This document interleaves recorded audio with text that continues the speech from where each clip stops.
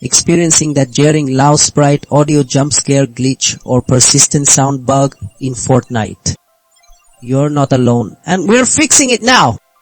This video provides definitive solutions to eliminate every Fortnite audio anomaly and restore crystal clear sound.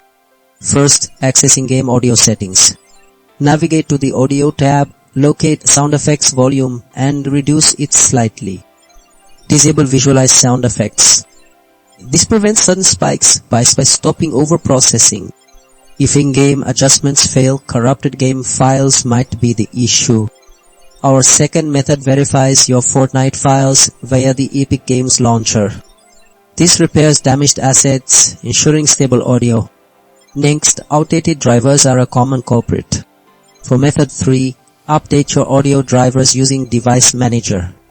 Updated drivers ensure correct hardware communication, resolving glitches.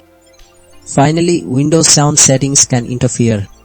Our fourth method guides you to the Windows Sound Control panel to uncheck exclusive mode in your playback device properties. This prevents other apps from monopolizing audio, stopping sudden disruptions.